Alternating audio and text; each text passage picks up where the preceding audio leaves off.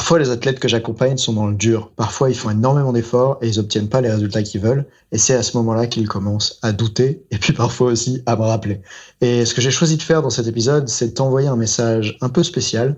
Un message que j'ai pris l'initiative d'envoyer à un athlète que j'accompagne qui est particulièrement en difficulté, comme une façon de le soutenir, de lui envoyer un discours d'avant-match ou quelque chose comme ça.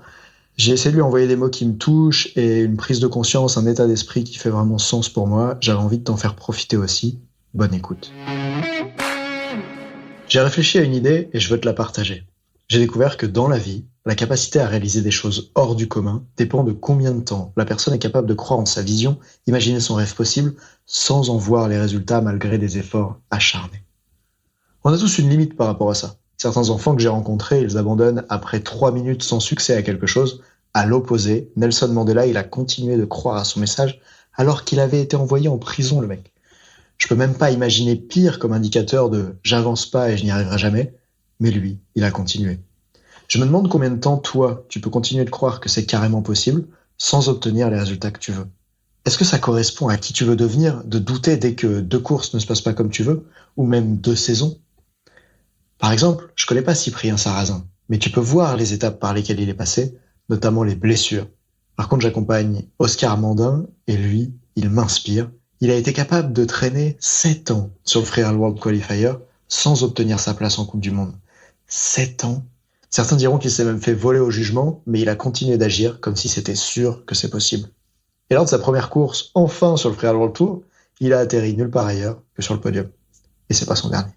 Quand j'ai créé mon entreprise de formation pour les entraîneurs, j'ai passé 2 ans à bosser plus de 40 heures par semaine sur ce projet sans dégager 1 euro de salaire, sans prendre de vacances, parce que tous les paiements des clients repartaient dans la pub, les logiciels ou l'équipe.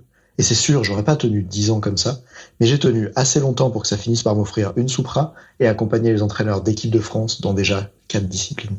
Alors j'aimerais t'offrir une question. Combien de temps t'es prêt à garder la certitude que ça va marcher pour toi, même si tu ne vois jamais les résultats de tes efforts ?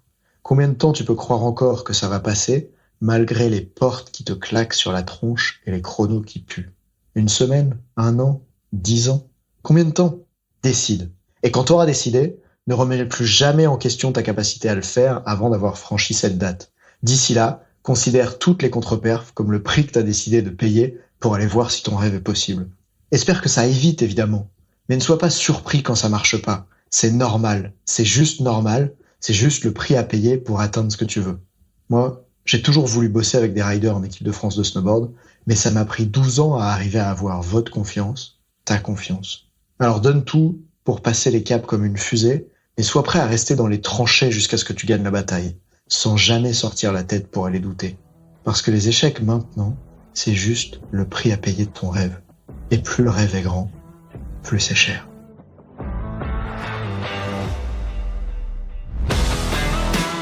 On dit souvent que le mental, c'est 70% de la performance à haut niveau. Pourtant, rares sont ceux qui l'entraînent au moins de 10% du temps. En écoutant jusqu'ici, t'as donné à la dimension mentale un peu plus de la place qu'elle mérite chaque semaine. Bien joué. Ma mission audacieuse, c'est d'aider le monde du sport à se transformer en profondeur, et je veux faire en sorte que plus aucun coach ne passe à côté de la psychologie de ses athlètes. C'est pour accomplir ça que je crée une tonne de vidéos sur YouTube et des épisodes comme celui que tu viens d'écouter. Alors, je vais pas te demander d'inscrire de force tes amis au podcast, et en même temps, si tu peux en parler à quelqu'un qui va l'adorer, quelqu'un à qui ça serait utile, ta recommandation, elle signifie beaucoup pour moi. Si chaque auditeur en parle juste à 2 autres, l'année prochaine, on sera des milliers de fois plus nombreux avec l'obsession progression. Salut!